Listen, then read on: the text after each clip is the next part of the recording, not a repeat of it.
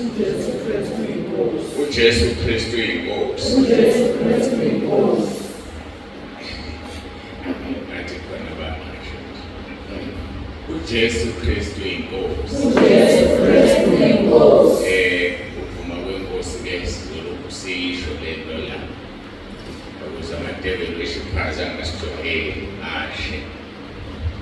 Kakhulu enkonzweni ezinkulu kufanele isisho nje sithi uJesu Kristu inkosi. Ngoba inenye sifuna ukuyibona edlula esiyibonile ngemasika. Abantu bavele balala. Ihlale phakathi nendawo bese kuyalala. Ngeke isibane igaba sikushiye. Angixolisele qale ngibingelele senjahela.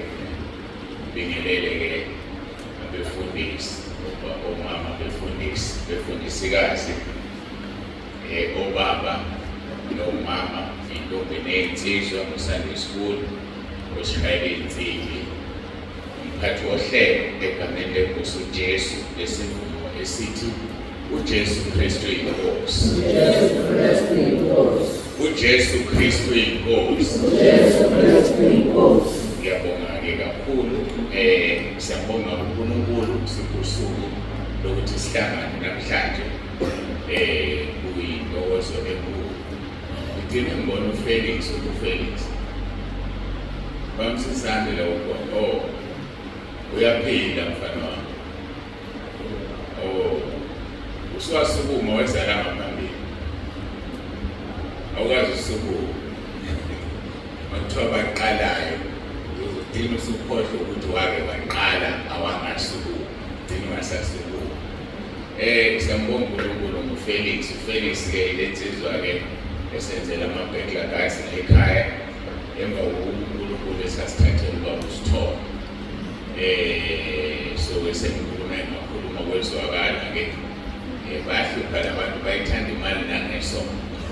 Basebenza ke zonke izinto mfana mphela isondo ulithatha ulinike uNkulunkulu nje ukuze usiseke umsebenzi wakho. Imali ocabanga ukuthi ushone ngayo ngesondo usuke uphelile emphefumulweni.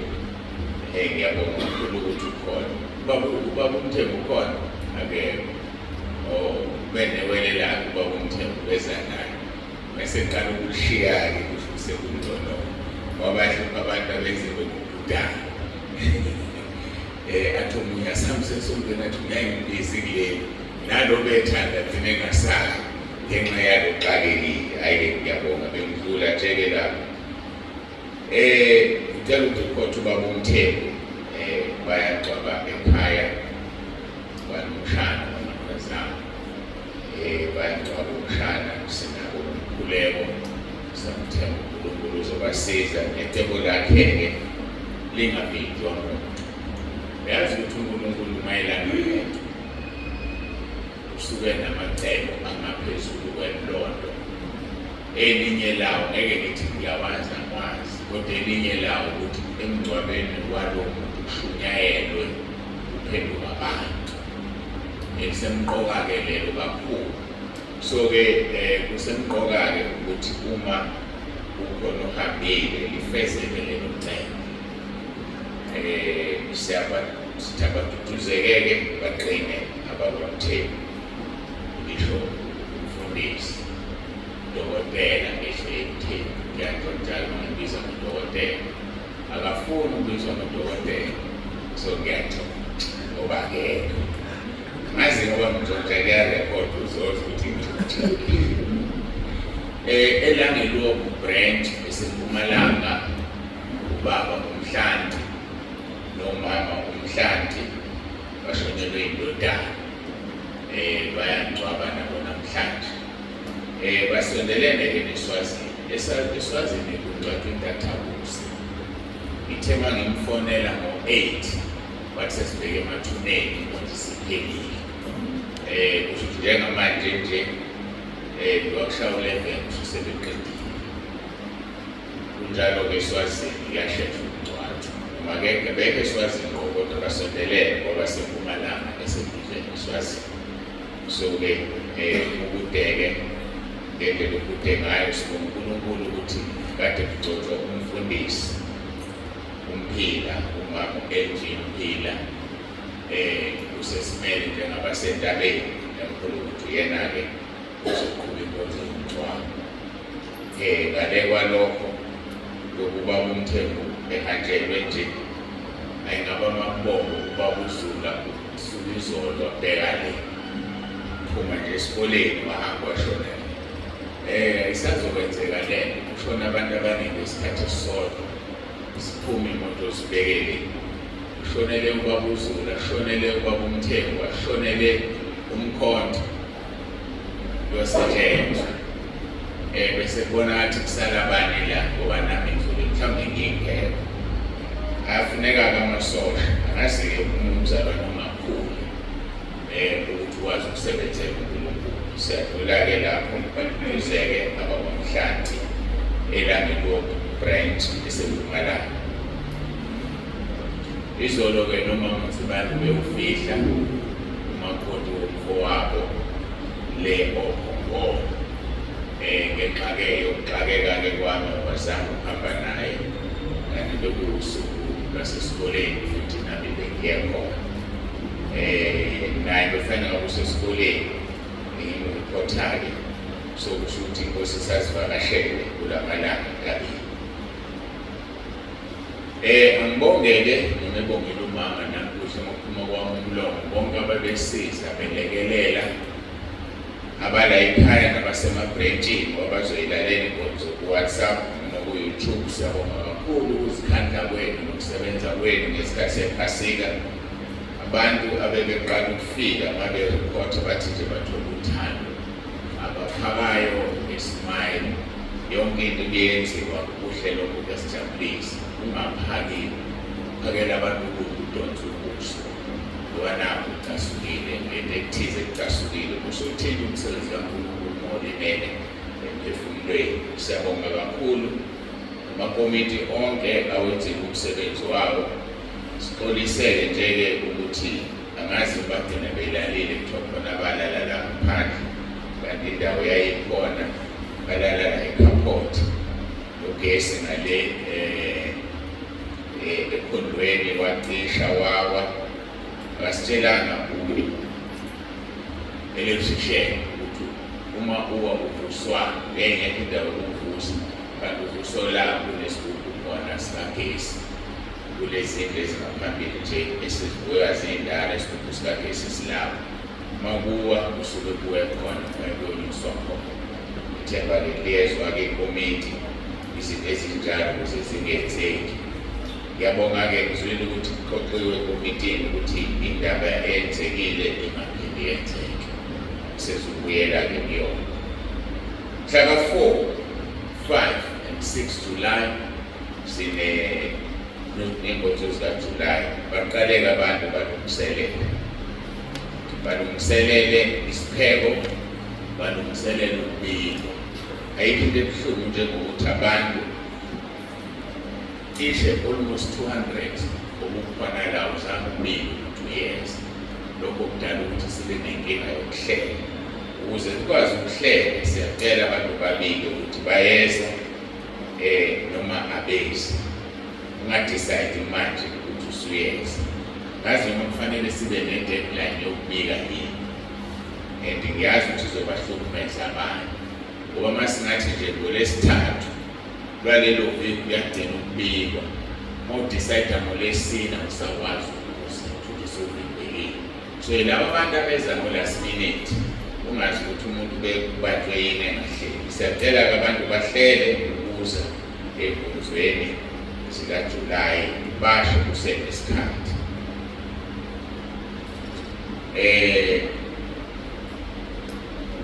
Siyabonga-ke kubo bonke abafikile. Ngifuna ukukhuluma-ke nabantu akade bethula, bethule kahle, bethule kamnandi. Ngicela umise lapho usaphoze nami ngiphoze.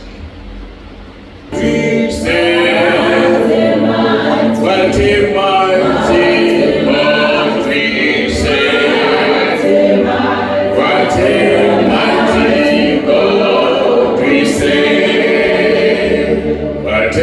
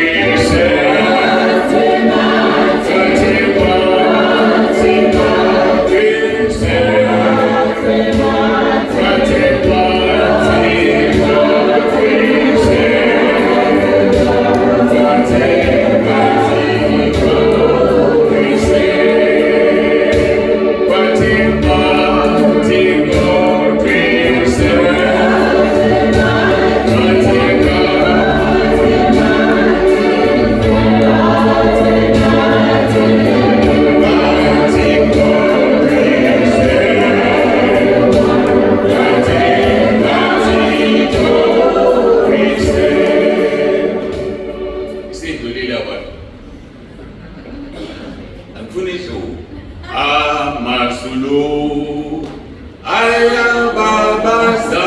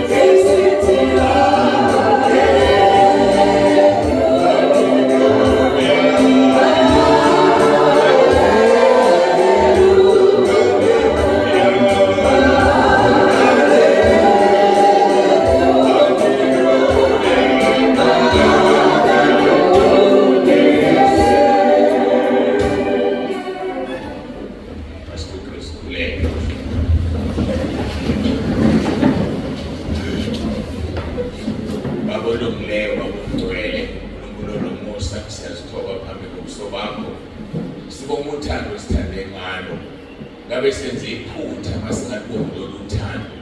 Sibonga nomusa usenzele wona ifavor eqhamuka kuwena, ngoba ngaphandle kwalomusa asilutho.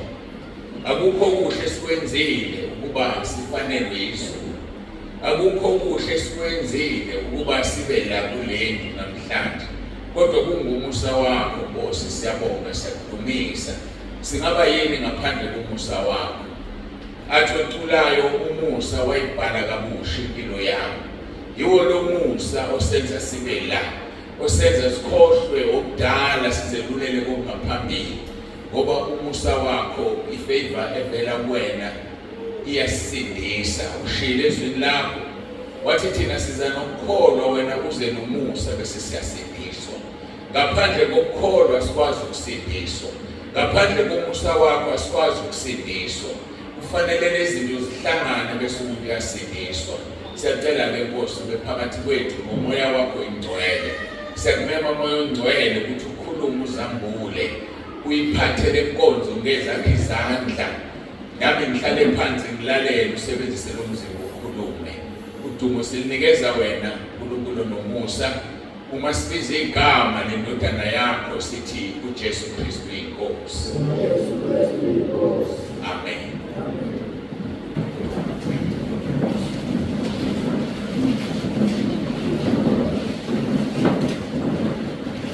Siyambonga-ke uNkulunkulu kakhulu. Ngathi ngikwenzakalani ezwini lami ngiyalizwa ukuthi liyashintshela. Ngikholwa ukuthi amanzi ayizolo babuzulu, uNkulunkulu amanzi ayizolo. Lapha besikhona njengothisha befundisa, bedinga amanzi, bayolanda abandala. Manje amanzi abandala uma ukhuluma umuntu uyashisa, uyakreka ivoice. So angazi ngilo umphumela kodwa izwi lami nje izwi liyangishiya alibona le dingane. Sizovula izwi lenkosi yamaHebheru chapter 12 verse 14. AmaHebheru chapter 12 verse 14. Isikhathi ngesibona sesihambile bekufanele kodwa ilungiswe leyana uma iqhubeka ingalungiswa.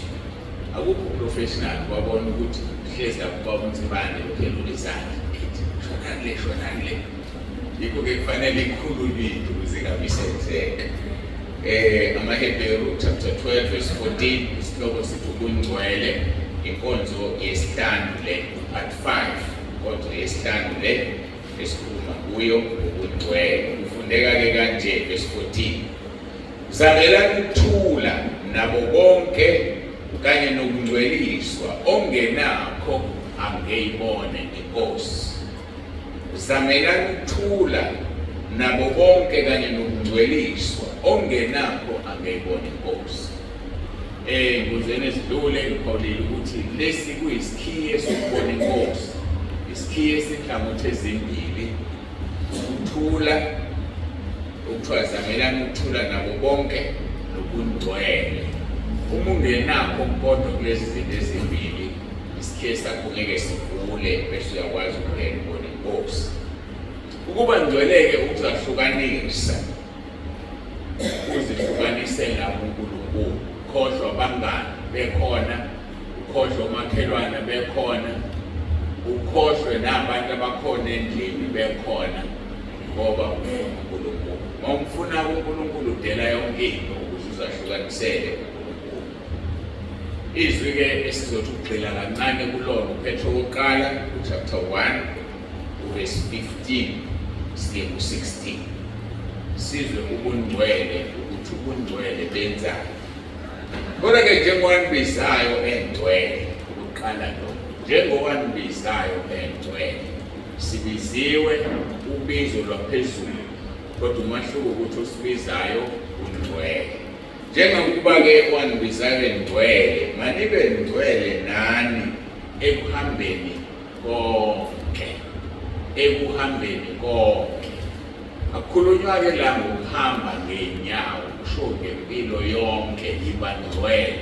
Ibangcwele ukukhuluma, ibangcwele udla, ibangcwele uphuza, ibangcwele usebenza uwasha, ibangcwele uayina, ibangcwele wenza noma yini ulungisidekela kwakho ekhaya noma uyalima, ibangcwele.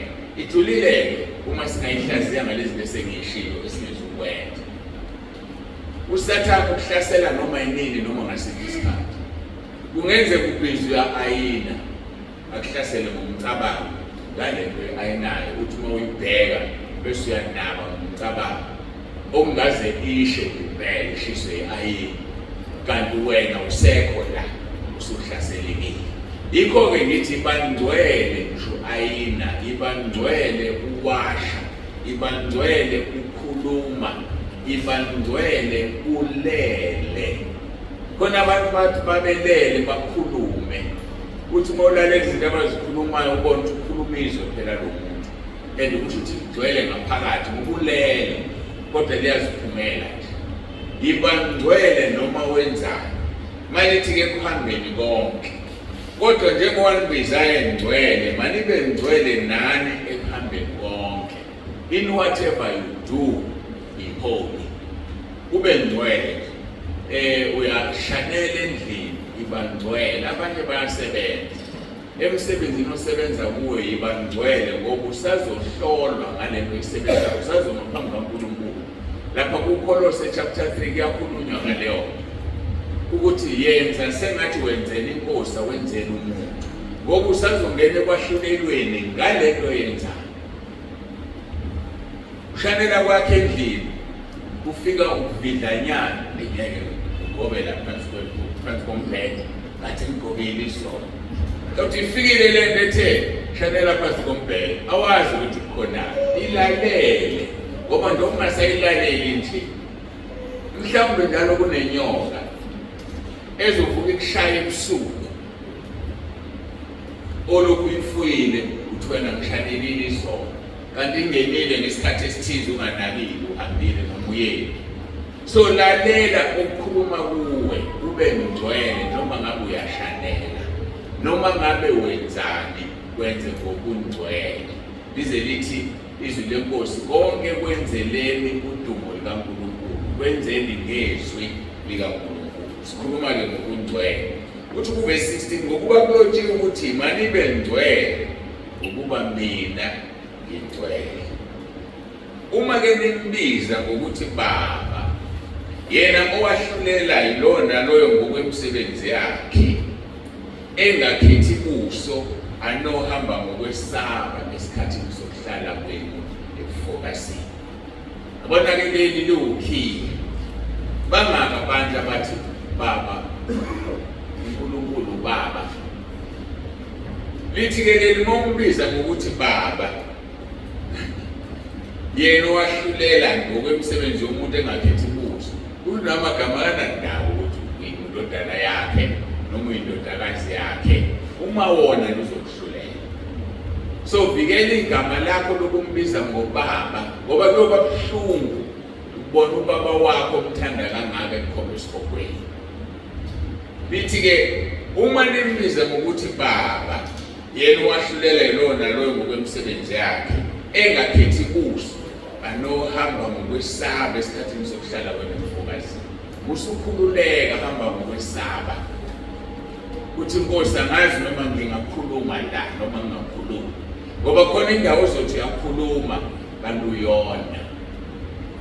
Sake sakhuluma kudala, sikhuluma ngomoya ongcwele mhlawumbe 3-4 years ago, ukuthi wakwanqabela uPawuli behamba bethunywe somewhere umoya ongcwele beyoshumayela. Babethi la behamba khona bahambe beshumayela lapha amabandla.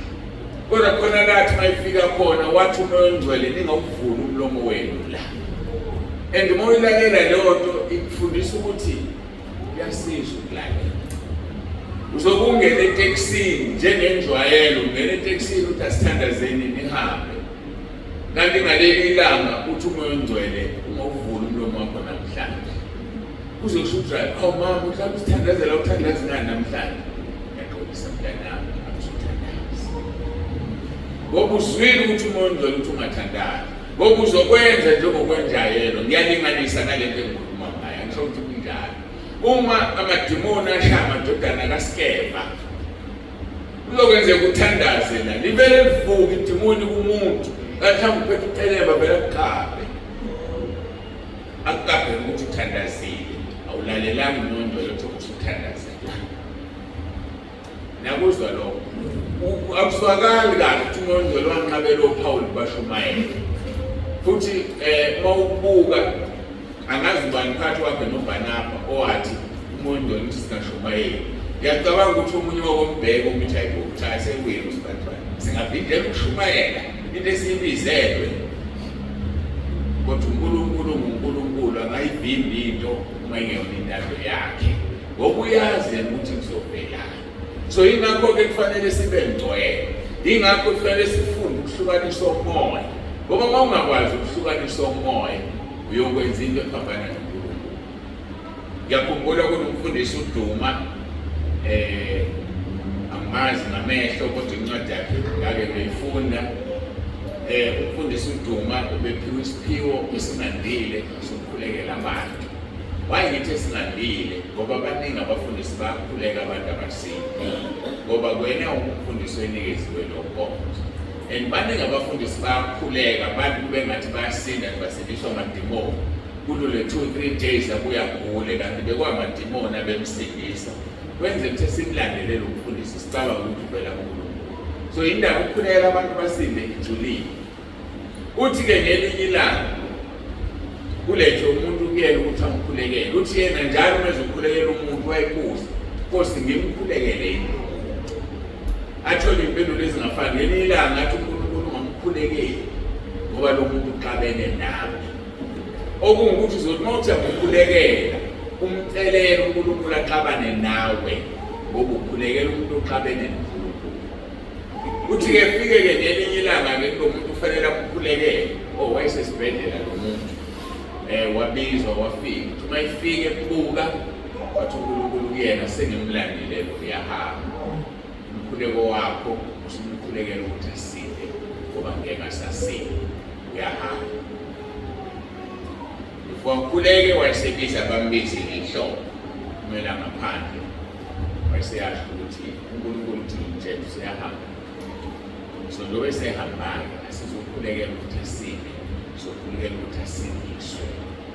Wabuyela-ke wamkhulekela, waqaqeka umuntu wakwazi ukubukela uJesu. Waqeda wamkhulekela wahamba langashonela wakhuleka. Ukukhonza uNkulunkulu ukwenzisa izinto abantu abasenyameni abazothi wrong. Bengazi ukuthi lo Nkulunkulu ophila ngayo usekhulume wathini kuwe na. Yini aseyishilo abazi abantu. Khona abantu la uzoqhamuka ubhadeke isandla ngegama likaJesu, ngegama likaJesu. uNkulunkulu axabane nawe. Angikhohlwa ngelinye ilanga omunye umzalwane wethu esasikhonza naye la bazomazi abadala. Imoto noma lento yami uma ngaphandle senzele ukuthi kumele ngazi umoya ungena la usiphume iPK. Lo muntu lo sesihlangene kuyena singabefundisi hlobo eziningi zabazalwane kodwa sibanenge kakhulu. Sihlangene la ebedroom yakhe. Masihlangene sekuthiwa sikhulekele, manje sikhuleke. Masikhuleka kwafika into lethi iqhifi enhlizweni. Athi yazi ngeke ubheke umkhulekela esethule kahle esethule engakabandi eseyele ebandeni esenesikhashanyana efiki. Bathi ngeqhithe bafike ethi yazi ngeke ubheke umkhulekela ngegama likaJesu avuke manje. Ngabele ngasukuma athi mangisukuma lathi wo abalizwanga abanye mama lathi lo muntu uxabene nami useyahamba nomkhulekeli kade ehlupha. Siphelele isikhathi sokuthi useyahamba usumkhulekela ngoba ngizokwenza izwi lakho avuke. Ngabuyela phansi ngabuka la sasibukela. Ibuhlungu leyo and angizange ngitshele muntu. Ngathula mhlawumbe ngabatshela very few. Jose ngikhuluma obala namhlanje. Ibuhlungu leyo athi uNkulunkulu nomkhulekeli lo muntu usekuhluphile, ehluphe mina ayomunye usekuhluphile. Ngoba nje ufuna ngilezi izwi lapho ngizomvusa kanti sengiqedile ngayo. Musu kumkhulekela. Ngiyela phansi ngabuqa. Kuleka njalo wonke abantu abakhulekayo bapretend sengiyazi ukuthi ngeke asavuka. Kunjalo-ke ukuhamba noNkulunkulu. Uma-ke nimbiza ngokuthi Baba, yena owahlulela lo naloyo ngokwemisebenzi yakhe engakhethi kusa nohamba ngokwesaba esikhathini sokuhlala kwenu mfokazi. Singabafokazi bomhlabeni. Kodwa khona sebephile sengathi kusekhaya. Asinalo ikhaya elethu lisezulwini. Lesayitho nayo la, lendo nayo la esikhashana sibhizi ngokwenza imisebenzi emihle kaNkulunkulu sakha ama-mansion ethu asezulwini sakhe umqheleni. Uhlezi-ke wena unakene nezinto zasemhlabeni. Kuthi verse 18 nazi ukuthi anihlengwanga ekuhambeni kwenu ukuyise enakunikezwa ngawoyihlo ngezinto ezigubhayo isiliva negolide. Mhlawumbe kuyele ku-17 uzihlangane kahle. Uma nimbiza ngokuthi Baba, yena owahlulela yilona loyo ngokwemisebenzi yakhe engakhethi buso anohamba ngokwesaba esikhathini sokuhlala kwenu ebufokazini. Nazi ukuthi anihlengwanga ekuhambeni kwenu ukuyise enakunikezwa ngawoyihlo ngezinto ezigubhayo isiliva negolide, kodwa nihlengwe ngegazi elinqabileyo likaKristu, kungathi liwundle elingenathanga elingenabala, owaziwa phakade izwe lingakasekelwa, kepha wabonakaliswa ngezikhathi zokudina ngenxa yenu. Enikholwa uNkulunkulu ngaye owamvusa kwabafileyo nowamnika inkazimulo ukuze ukukholwa kwenu kube nethemba kuNkulunkulu. Ngalokho zibopheni ayangime ngwalazi uqala mvuso. Iqhubeka ngoba ngenze ngalokhu yemva naphambili kodwa ngisabuyela ku-18. Lithi izwi lenkosi masazi ukuthi asihlengwanga ngegolide nesiliva esalimukela kobaba. Khona abantu abathola amafa kubazali babo bese bebizwa ngokuthi hayi lo usibanibani une-golden spoon ngokungacaphuna kusaka. Kube kukhona abantu abasokolayo ngokuphila nangemali. Kodwa sithemanga thina ngalokho. Imali noma unayo akuyona icriteria yokungena ezulwini. Umpofu ucebile akuyona icriteria yokungena ezulwini. Criteria yokungena ezulwini lilotshiwe yini igama lakho encwadini yokuphila na? Amazwi akhulunywa inkosi uJesu bebuya abafundi be-excited bethi amadimoni asithobele, omoya bayaphuma, abagulayo bayasinda. uJesu ungathozi kuswayile ngoba singena ezulwini ngesivili. Sengikusho kaningi lokho. Isivili ubhala khona ukuthi afunda la wasuka waya waqeda ususebenza la wasuka la wasebenza la ukuthi ukhombisa ukukhula kwakho. Akungeni lokho ezulwini. Okusezulwini ukuthi igama lakho lilotshiwe na, lilotshwa manje lalothi umhlaba ungakasekeli. Uma wena wona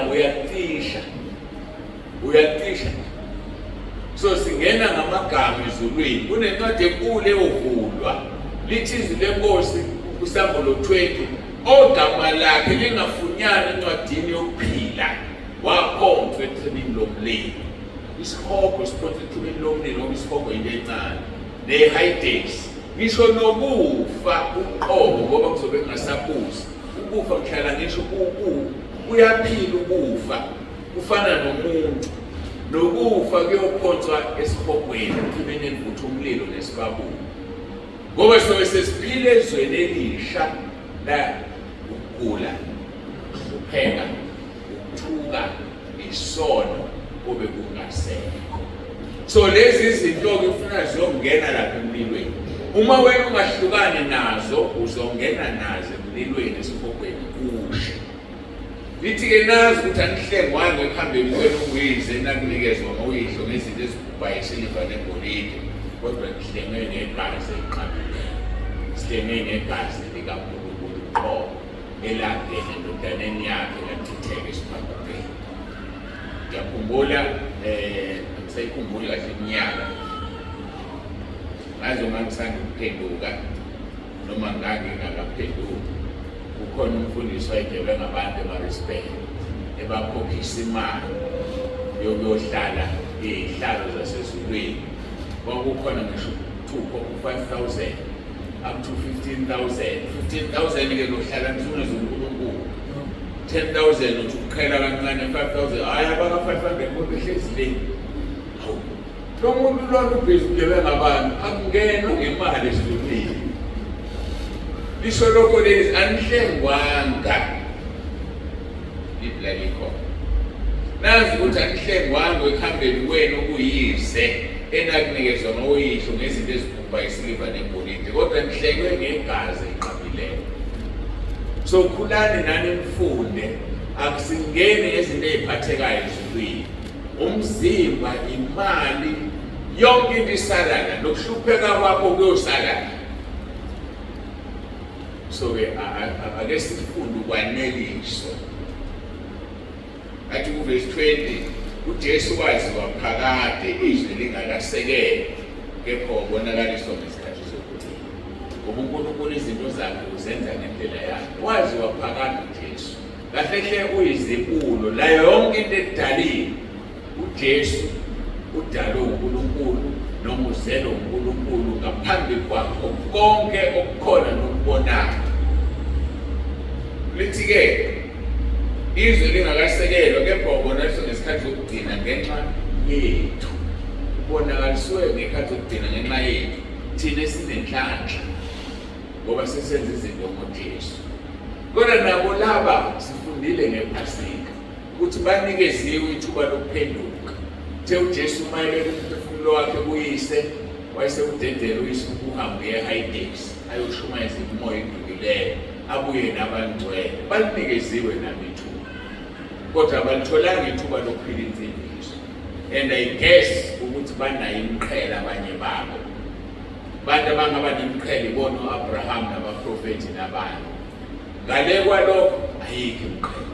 Kodwa thina ngenxa yegazi lendodana kaNkulunkulu, noma ngaba uyena umfundisi umzalwane, uziphilela insindiso kuphenduka abantu, awengane yami ukholwayo, ngibona ukuhlonipheka kwakho, ngibona ukuthi nokuthi awukwazi wakhuluma ngane yami kahle ngokuthoba ingane namhlanje. Ilezo zinto wakumqhele wakho abangalitholanga ithuba lokwakha umqhele abaphile ngaphambi kukaJesu afike emhlabeni, kodwa banikeziwe ithuba lokuphenduka.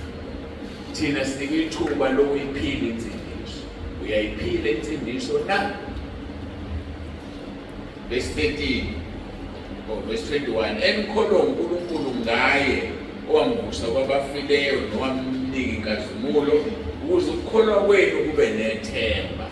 uJesu wafa wavuka ngosuku lwesithathu wanikwa inkazimulo ukuze ukukholwa kwethu kube nethemba. Ngoba uma kuwukuthi akekho wake wafa wavuka, ngaba sinalo ithemba. Kodwa sinethemba ngoba inkosi yethu esiyilandelayo nesiyikhonzayo eyavuswa umoya ongcwele, isho njalo lithi lowo umoya wavusa uJesu kwabafileyo uvusa nemizimba yenu efayo. So uma unomoya ongcwele umzimba wakho ofayo uzovuswa. Uma ungavuswa kobe kuyilento kaPawulu yokuthi nginamandla ebuthakathakeni bakho. So uNkulunkulu akafuni uphile kulesifo sakho ngoba khona amandla anawo ngenxa yobuthakathaka bakho. Thina sonke sizosinda ezifweni zethu. Akusho ukuthi umoya ongcwele awuzugula wena, kodwa uzogula makuwukuthi wena wabela ukuthi ugule, ngoba uthi uPawulu wagwazwa ngaleliva ukuze angaziphakamise ngezambulo. Asifani. Omunye uzophakama ngezambulo, aphakame ngokuma phambi kwabantu sengathi ungcono, kanti ukuma phambi kwabantu uyakungenisa ezulwini. Yazi ukuthi akungenisa ezulwini ukuma phambi kwabantu. Ayeke kufake iqhoyelo ezulwini. Uzongenisa ezulwini igama lakho lilotshiwe yini na kwaphela. Umile phambi kwabantu awumanga. Imisebenzi yethu sakha imqhele ngayo. Imisebenzi yethu sakha izinda ama-mention esongena kuwona. Ngeke afane, ngeke alingane ukuthi usebenze kanjani. Kodwa ukungena ezulwini okwanoma ubani olotshiwe encwadini yokuphila. Endangenwa-ke ngemisebenzi. Ngakho-ke siyakholwa uNkulunkulu ngoJesu owavuswa kwabafileyo wanikwa inkazimulo ukuze ukukholwa kwethu kube nethemba. Ngalokho-ke zibopheni iy'nkalo zenu zengqondo yenu nizithibe, nethembe ngokupheleleyo umusa enza ukwabela kwambulweni kukaJesu Kristu. Asizithibeni bafowethu, sibophe ingqondo yekuqayile. Uyathandaza ingqondo, uyabluza, ucabanga ezinye izinto uzibhede ekuthandazeni kwakho. Uyathandaza kuzoqhamuka iy'thombe zephone phambi kwakho. Ihlazo lelo. Ukhuluma nobani kahle hle kade? Phela uthi ukhuluma noNkulunkulu, ukhuluma noSathane. Uyena lo kulethela. Angakulethela kanjani uSathane iy'thombe zephone ukukhuluma noyilangabi lomlilo, ongumlilo oqothulayo? Wafuna iqothuke lezi iy'thombe zingezi kuwena. So qaphela ukuthi uhamba kanjani uma ukhuleka uba nalezo y'nkinga. Kuthiwa sibophe izinkalo zengqondo yethu, sizithibe, sethembe ngokupheleleyo umusa esikwenzele. Sethembe umusa. Umusa. Thema ngithandaza ngimzwile, bengasakhumbuli ukuthi ubhekela ngikume umusa. Athi lo mculi lo, Mercy River of my life. Umusa. Wayibhala kabusha impilo yakho. Ungomusa abafowethu ukuthi silapha. Ungomusa ukuthi sihlangene kanje. Ungomusa ukuthi uvukile ekuseni namhlanje wenze konke. Hayi ngoba uhlakaniphile, namanje ngoba kuhlakaniphile. Bathi umusa kaNkulunkulu. Asiwuphatheni-ke kahle, singawenzi ise. Nizithibe nethembe ngokuphelele umusa enza kwabela kwambulweni kukaJesu Kristu. Njengabantwana abalalelayo, ningalingisi izinkanuko zakuqala ekungazini kwenu. Njengabantwana abalalelayo, singalingisi iy'nkanuko. Ingqondo yami ngibuyisele emuva umusa. Yazi ukuthi kuhamba umuntu la ngokwazi impilo yakhe ehamba emhlabeni sibeshosho sesibogweni. Kodwa uNkulunkulu amenzela umusa ngezathu zakhe, ngoba izulu ngelakhe nesiphoko ngesakhe, umangalo somfithe ezulwini. Kohamba umuntu la sishosho ukuthi ekhaya ezulwini, ngoba sikwazi ukubona engaphakathi. Siyafika ezulwini akekho, uyakhala isiphokweni yasha. Wefika every Sunday la esekhaya lezwi ezenza zonke izinto ezenziwayo. Yikho phela lisho njalo izwi 1 Corinthians chapter 10 lithi izwi lenkosi abantwana bakwa-Israyeli bonke babhabhadiswa ekufeni kuMose, bonke badla ukudla kamoya okwakuvela ezulwini imana, bonke baphuza kunye etsheni elinguKristu elabalandelayo. Kodwa bese lithi uNkulunkulu engathokozi ngabo bonke. So ngeze sihlezi la sonke, uNkulunkulu akathokozi ngathi sonke. Manje mayehamba umuntu simazi thina kade efika every Sunday, ubani usezulwini wazajabula ubani ufele enkosini. Mhlawumbe kuze kuphume namagama uyajabula umuntu wathi ubaba uziba baba umuntu akumfake ezulwini akumkhiphi ezulwini, ngoba ngesikhathi umngcwaba ufika same day ezulwini, nasesifokweni ufika same day. Yabona wasiqalele inkonzo le after 11 kakhulu, mhlawumbe sesibheke u-20 kwaphasi. Ofile ngaleso sikhathi usefikile esifokweni yakhala manje. Ofile ezulwini ufikile ezulwini ujabule manje. So lento yokuthi uhambe kahle mangcwaba umuntu uyayidlalela ukuthi ekhanda uphilile kahle. iBhayibheli awulifuni. Kufanele umuntu okade afika la iyakhona. Ubuzo oba indozi ehlanjani umuntu ekhanda isifokweni. Ehla. Esekhohlwe nanokuthi ukhona wena emhlabeni. Sinesathi abe izinto zeni. Akusebenzi indaba yedlozi. Njengoba nibizaye engcwele, manibe ngcwele ngane phambili bonke. Siphoqwa isimo sobizo lwethu ukuthi sibe ngcwele. Uphoqwa ukuthi ubani wakubizayo. Yazi sengiyabona kanti laba abanye abafundisi abangafuni ukungcwele, ingoba nabo balandela ubizo lwabo, ababizelwanga ekungcweleni. Thina lokhu silinde ukuthi babe ngcwele. Bazoba ngcwele kanjani bengabizwanga ongcwele? Konke okwenzayo kwenze ngokungcwele. Ngisho nokulala kwakho makube ngcwele, ngoba yena uyakuhlolisisa. Hlolisisa ngisho amaphupho akho, hlolisisa ngisho umcabango wakho. Uma ufunde u-139 kala kuvesi 1, Jehova uyamhlolisisa, uyangazi, uyakwazi ukuhlala kwami nokuvuka kwami, qonda umcabango wami ukude. Yabona lelo lonto liyashubisa. uNkulunkulu uqonda umcabango wakho ungakawucabanga. Uyazi ukuthi in the next 5 minutes uzocabangani uhlezi. Uyazi ukuthi makuphuma inkonzo uphuma uyeni. Uyazi futhi ukuthi uphume ekhaya wathi makuphuma inkonzo uzoqala endaweni ethile. Uyazi uma ungezukuya. Uyazi uma ungezukuya, wena wazi ukuthi awuzukuya. Uthembisa abantu ukuthi uyakhona. Uyazi endawo uzokuya. Uzophuma uyeni. Ngoba uyasihlolisisa, uyasazi. Jehova uyamhlolisisa, uyangazi. Uyakwazi ukuhlala kwami nokuvuka kwami. Qonda umcabango wami ukude, uyaphenya ukuhamba kwami nokulala kwami. Wazana nezindlela zami zonke. Ngokuba likhizwi olimini lwami Jehova ungalaziyo ngokupheleleyo. Yonke into eyikhulumile uyayazi. As if you are the only one living in this world. Usazi sonke, usizwa sonke ngendlebe zakhe engazazi ukuthi ziningi noma zimbili noma zinjani. Kodwa engikwaziyo ukuthi uma wathi usenza umfanekiso wakhe ukuthi zimbili, kodwa uzwa bonke abantu besikhathi esisodwa bethandaza noma bethuka noma bethukana, uyezwa yena. And then into ongabalekela ukazama uJona ukubaleka ngomkhumbi wavusa isiphepho lwakhe wadina bemphothe emanzini.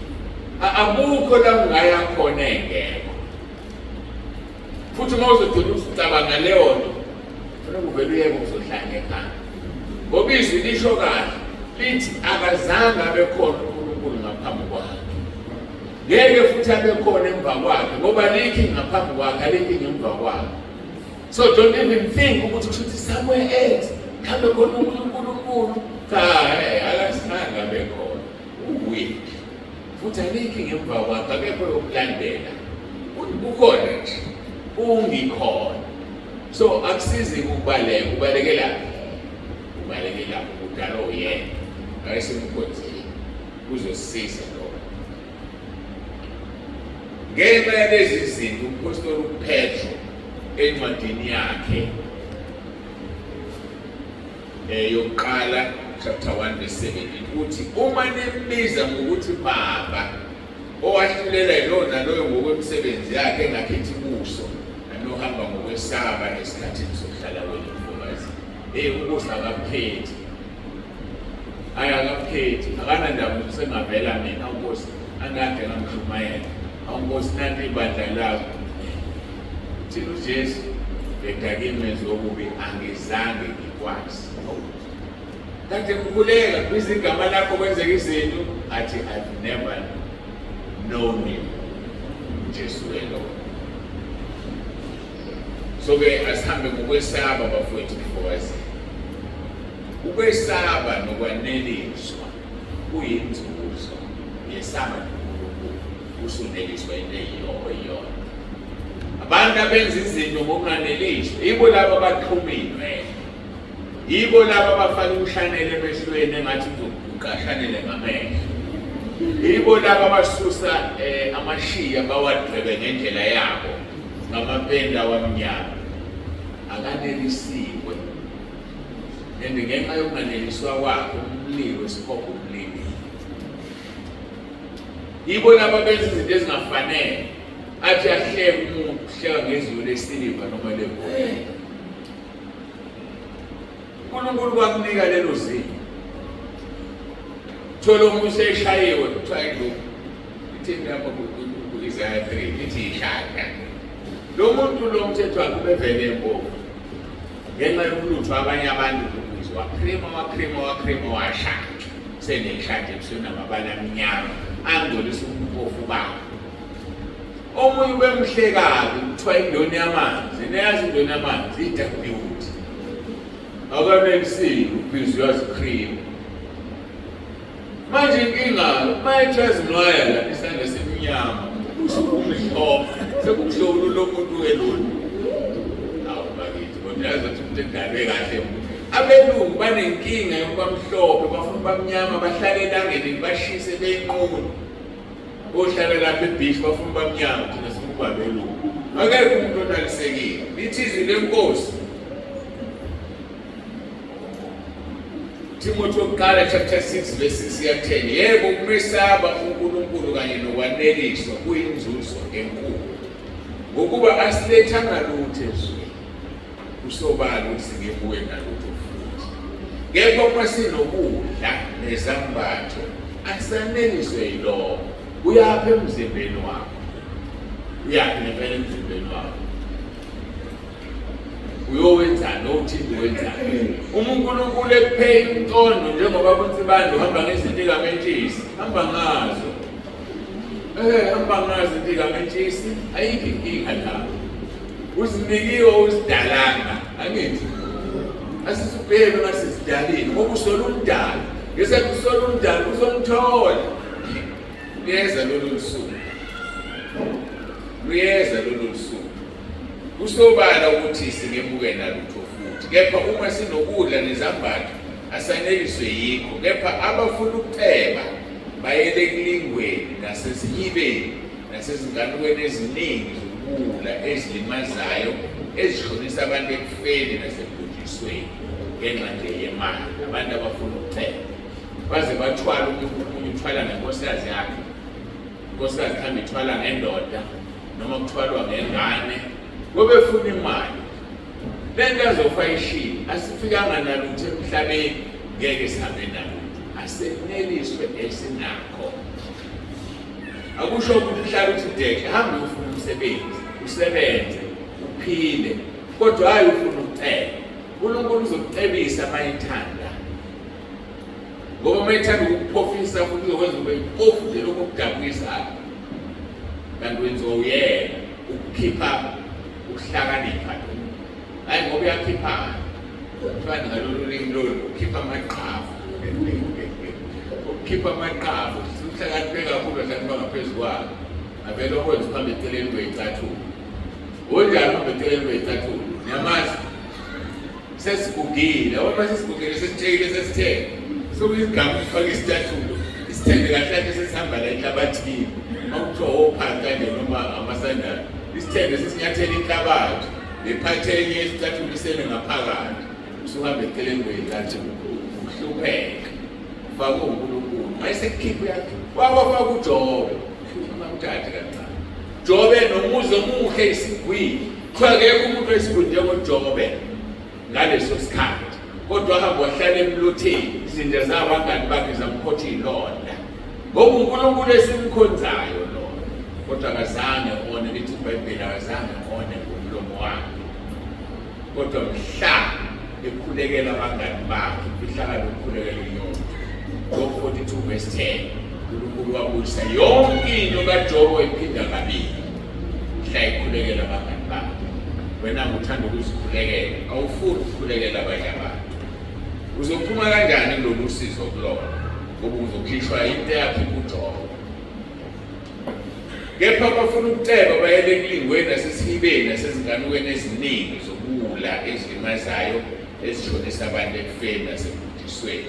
Ngokuba ukuthanda imali kuyimpande yakho konke okubi. Ukulalelisiseka kushiwo ukuthi imali ukuyithanda imali kuyimpande yakho konke okubi. Moya kumshumayeli noma izakha ngisakhumbula lithi imali iyimpendulo yakho konke. So imali ezimali ayikho wrong. Okurong uyithanda kakhulu ngaphezulu kakhulu. Ngokuba ukuthanda imali kuyimpande yakho konke okubi abanye ngokuyifisa badukelwa ukukholwa bazigwaza ngemindudu eminingi befuna imali. Ngize ngikhumbule omunye umfundisi anginikeza yena uJesu wathi ngiyakunika nami lo mfundo. Ngicela ungikhulisele yena kodwa ushusho ukuthanda imali. Wahlala isikhashana nje wangophelanga u6 months. Isikhathi se-COVID angizange ngimbone. Wahamba. Namanje uhamba eceleni kwey'cathulo zakho ujahana nemali. Udlala iy'kimu lezi okuthiwa get rich soon. Ukuphushana okusadlala lezo zinto. Wayenebandla elikhulu elingako. Walithathwa lichulisa lapho yadliwa imali yabazalwane. Ngoba I have a problem. Ngomuntu othi ukhonza uJesu, uthemba uJesu, abese sebenzisa ezinye izinto ngaphandle kaJesu. uJesu mawufuna imali uyakunika. Wayifanele urobha abantu. Yini ngempela kufanele urobha abantu. Laba bazalwane laba nina ngiwanhlezi la. Mhlamba unakile. Ngandlela thize ukwenza uNkulunkulu wabeka ithemba lakho lonke kubaba uNtsibande ukuthi ubaba uNtsibande uzomsiza ngoba ngifuna ukuya ezulwini angisezulwini. Nangu ubaba uNtsibande sethatha advantage yakho. Ukwenza uyahlupheka manje awusenamali. Ile nto yenziwa abefundisi nivume nalo ngoba nifuna ukufunda iBhayibheli. iBhayibheli lithi sobala licacile lithi ukupledge uyisono. Niyapledge ayikhiphe nje lokhu umfundisi azamdiscipline ambone ngathi ucebile yabona ukuthatha ka500 wena uzothatha 1000 envelope wena awamazi usinaziphi inkinga lo lithi iBhayibheli onikele ethokozo yabusiswa uzobusiswa kanjani ufundzwa uthatha na envelope wena lethi imali engaka anifunda iBhayibheli awuyibone eqalekisayo ayeke sifundele iBhayibheli bafowethu ekhaya lezi entabeni endwajoba kuyabonelelwa siya-encourage wafunda iBhayibheli. Uthi uJesu okholwa njengokusho kwezwi eswini sakhe kogogoza imfulo yamanzi aphila. Anifuni ukukholwa njengokusho kwezwi. Nifuna ukukholwa njengokusho kwamfundisi. Umfundisi umuntu naye kufanele alenze izwi. Lalela uthemba umfundisi okunika izwi. Mayingakunika izwi kunika izambulo zakhe baqhosha abathi banezambulo. ukuhlakanipha kwasemhlabeni ukuhlakanipha kwamadimoni. Isambulo sibe based ezweni, masingekho based ezweni, isambulo sesihobheni leso. Ziningi izambulo, sathana nezambulo ey'lingana. Wena funa izwi okungekho ezwini, qhelelana nakho. Baleke uthi inyawo zami ngithwala, anifuni-ke nina lokho. So-ke ngamanye amagama ngikutshela ukuthini, ngitshela ukuthi nomtsibane lokhu phambi kwakho mayengasashumayela izwi uthi inyawo zami ngithwale ngibaleke, isiwile le ndoda. Mawukuthi awusakwazi ukukhulekela ivuke ibalekele. Tshela-ke mina ngokuba ukuthanda imali kuyimpande yakho konke ukube, abanye ngokuyifisa badukela ukukholwa, ulahleka ukukholwa ngenxa yokufuna imali, bezigwaza ngeminjunje eminingi. Uthi uNkulunkulu kuLevitikus 20:16, niyakuba ngcwele kimi ngokuba mina Jehova ngingcwele, nginahlukanisile nabezizwe ukuba nibe ngabami. Hamba ngokumesaba uNkulunkulu ngokungazini bakho. Ngakho-ke Kolose 3:5, bulalana amalungu enu asemhlabeni yifa maqondana nesono. La malungu ayabalwa: ubufebe, ukungcola, ukuheka, nokukhanuka, nesangabe, okukukhonza izithombe, okuza ngakho ulaka lukaNkulunkulu.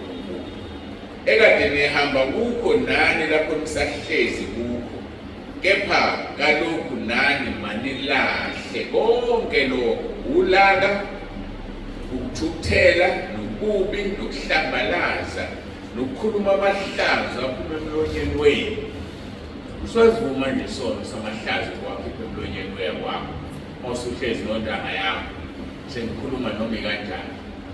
Ziyavunywa izono, usuqolisile nje kubona, sebeyazi ukuthi usindisile.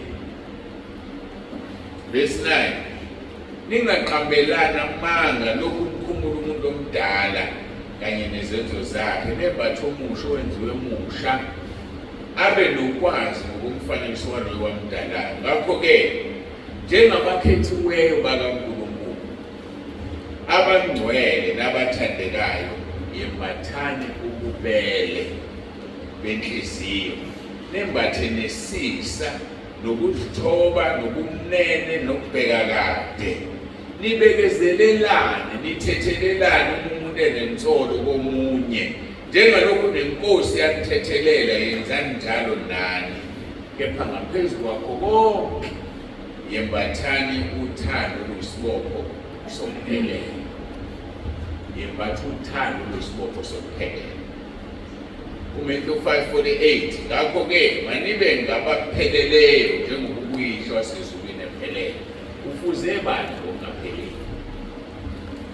Khumbula, uma umbiza ngokuthi baba, owahlulela engakhethi buso, uhamba ngokwesaba ebufokazini. Ngakho-ke manibe ngabapheleleyo njengoba uyihlo wasezulwini ephelele. Ukuthula nobungcwele ukhiye yokubona inkosi. Ngakho-ke ukuthula kukaMkristu nokubusa ezinhliziyweni zenu enabizelwa futhi kukho emzimbeni munye, futhi bani ngababongayo. Masikhuleke.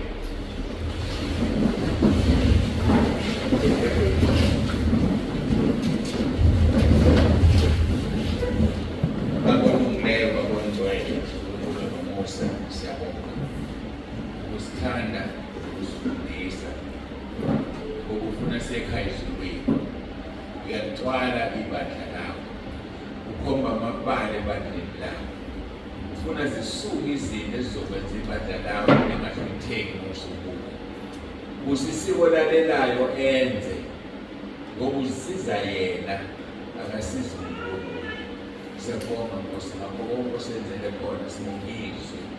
Ngiyacela Nkosi uwenze umsebenzi kubo bonke abakhona nabazolalela ku-YouTube bebuka, nalabo Nkosi abazolalela ku-WhatsApp. yenza Nkosi umsebenzi wakho ngomoya wakho oyingcwele. Ibathinte izwi, ibathinte le nkonzo, ukuba abantu baphenduke bafinyelele ekulazini iqiniso, ukuba singene ekhaya ezulwini ngosuku lokugcina. Ngiyacela wenze izwi lakho Nkosi, 125 verse 1 and verse 2. Uthi abakwesabayo nabakwethembayo bayofana nentaba yaseSiyoni yonemile engenakusanyazanyiswa. Faka Nkosi ukwesaba kithina, sikwesaba ngoba ushilo wathi asohamba ngokwesaba ebufokazini. Faka ukwethemba Nkosi ngoba ushilo kuJeremiya wathi ubusisiwe othemba uJehova nothemba lakhe linguJehova. Siyacela lezinto kuwe Nkosi kukwesaba, siyacela Nkosi kukwethemba, ukuze singazanyazanyiswa kuze ubusuku lokugcina. Verse 2 ushilo wathi njengoba iy'ntaba zihaqe eJerusalema, kanjalo abahaqi abantu balokhu kuze kube phakade. Sicela ukuhaqwa nguwena Nkosi, singahaqwa yizono, singahaqwa usathane, singahaqwa ama-devil worshippers nama-satanists namadimoni. Sicela ukuhaqwa uwe Nkosi, njengokuba iy'ntaba zihaqe eJerusalema kuze kube usuku esingena ngale ekhaya ezulwini. Lona loyo Nkosi ulalele le nkonzo, ngiyamfisela noma ngabe akazoyilalela manje, noma uzoyisherelwa abanye bemthumelele. Ngiyacela Nkosi angene esibayeni salesi sibusiso esicelayo, ukuthi uNkulunkulu onomusa akangazanyazanyiswa ukuze ubuso bangena ngalezulwini. Haqe nxa zonke sithi singusathane singabe namandla phezu kwakhe. Uma engasindisiwe makasindiswe, akuvume Nkosi uJesu ngoRoma 10 verse 9, avume izono zakhe ngoba isona singene ezulwini. Ngikhulekela bonke Nkosi lokufinyelela kubo le nkonzo, noma ngabe ifika ngonyaka ozayo, noma ngabe ifika nini. Ngiyacela basisaphila Nkosi ungakalandi ibandla, zwele umenzele umusa aphenduke. Siyabonga sinikeza udumo ngakho konke. Kubeka-ke Nkosi inkonzo ingakapheli nalokho kusasele sinikela kuwena Moya. Sibongile kakhulu, sinikeza udumo uJesu Kristu inkosi. Amen.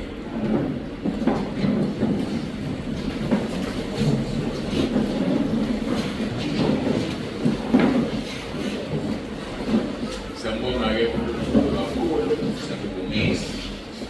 Sifikile ngaphethelweni inkonzo yethu. Wathi uNkulunkulu angaba nani aniqinise endleleni yonke. Ukhumbule uMshumayeli 10 verse 4 uthi noma umoya wombuso uvukela ungayishinda uyakho. Khumbula indawo yakho bekuNkulunkulu kuyona.